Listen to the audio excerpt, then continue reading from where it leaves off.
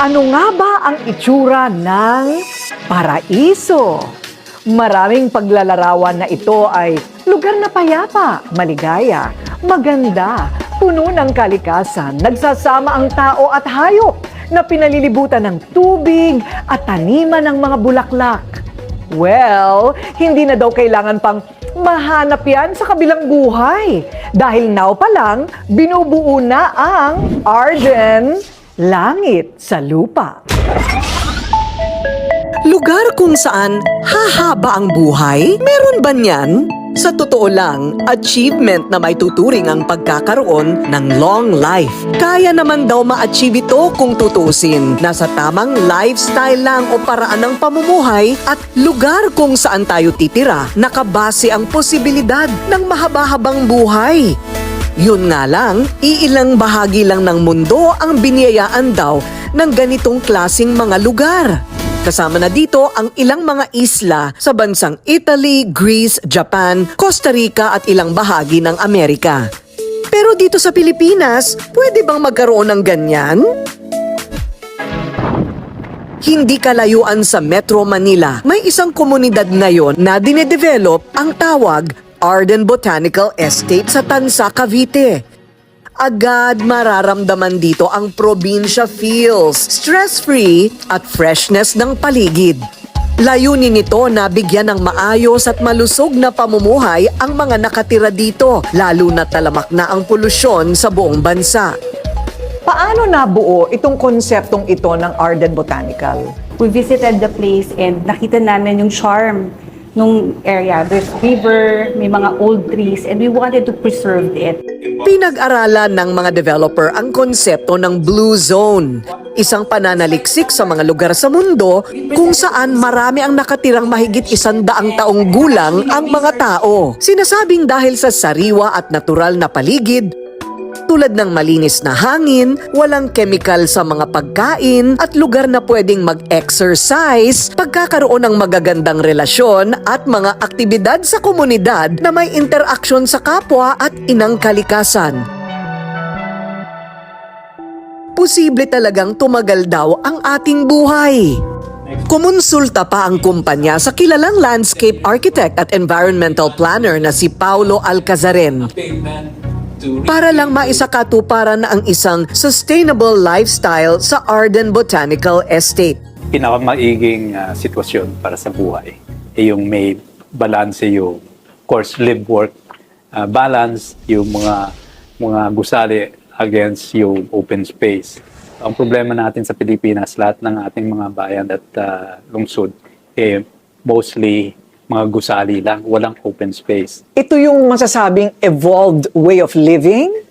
Yun ba ang matatawag natin sa konseptong ito? Yes, create neighborhoods that can sustain the communities in them, na kailangan may park and open space, kailangan may town center for convenience, kailangan may walkability. Wow! Development stage pa lang. Eto na, life na. Nakaka-relax talaga ang paligid dito sa Arden Botanical Estate. Napapaligiran ng mga bundok, ang daming bulaklak, ang daming mga puno, may lawa, at presko ang hangin. Eto nga, kape-kape habang napapalibutan ng mga bulaklak. Yan ang tinatawag na sustainable lifestyle. At kung mayroon mang paraiso sa lupa, ito na nga siguro yon. Siniguro naman ng Mega World na hindi masisira ang kalikasan habang itinatayo ang proyekto. Ang mga natural na ilog at lawa sa lugar ay hindi tinabunan pero ginawang natatanging atraksyon na mapapakinabangan ng mga titira dito. Isang paraiso sa lupa ang target nilang iparanas sa ating mga kababayan. Ang daming water features, ito yung mga dinaanan ng tubig, but hindi namin siya tinabunan. Ginawa namin siyang feature itong village. So for example, meron kami yung pinaka-main feature nito is called Centrera Park. Ano siya? It's a long water feature na very shallow siya. Ang idea ron is tuwing umaga, yung mga residents ito lalabas, saka tuwing hapon. It's very important in wellness and at least makilala mo yung mga kapitbahay mo. Gusto namin yung mga bata naglalaro, madudumihan, magtatampisaw. Very rare na to sa kadalasan sa mga bata. Kasama sa mga project na gagawin sa loob ng Arden Botanical Estate, Arden Botanical Village at Arden West Park Village. Isang pista sa paningin ang malawak na balak na lavender fields kung saan matatagpuan ng iba't ibang klase ng mga bulaklak. Kahit saan ka tumingin, makulay ang paligid. May mga walkways o lalakaran din na palilibutan ng mga iba't ibang halaman. Siguradong magugustuhan ng mga residente ang maglakad at mag-jogging dito. Mayroon ding area para ilakad ang mga alagang hayop. Ang tawag ay pet park. Ang mga parke ay green na talagang marerefresh at makakapag-relax ang pagod na katawan.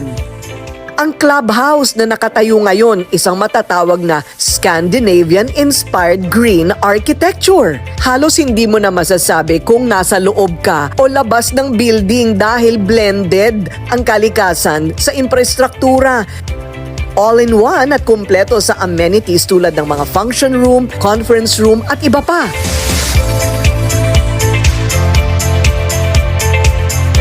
Ayon naman kay Dr. Lopez, posible na may mga blue zone sa Pilipinas na hindi pa natutuklasan. Pwede itong i-develop at gawing tirahan. At kung saan pwedeng humaba pa ang buhay nating mga Pinoy. These are communities that their intention is to have more centenarians among their population. So they're trying to make sure that the people's diet and lifestyle and camaraderie or community is being given more importance.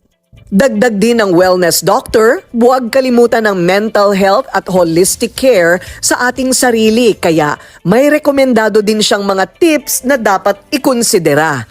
Karamihan sa atin ay hindi na kumakain ng masyado ng gulay. So we end up with deficiencies and it leads to symptoms gaya ng high blood pressure. Patunay na hindi lang yung kumbinyente ang dapat isaalang-alang sa paghanap ng bahay na titirhan. Mahalaga na isama rin ang maayos na kondisyon ng paligid. So Corina, kung pipili ka rin naman ng lugar na titirhan, syempre pipiliin mo na kung saan hahaba ang buhay mo. Tama, correct ka dyan, Yes. di ba? At nandito lahat yan sa Dito inyong development. Correct. So Arden Botanical Estate. Sabi nga nila, life is not just existing, but living. At makukuha lang ang pinapangarap na long life kung pipili tayo ng maayos at dekalidad na lifestyle at tirahan. Take note, huwag tipirin ang sarili. Pag-ipunan dahil deserve nating lahat ang magkaroon ng #BestLife.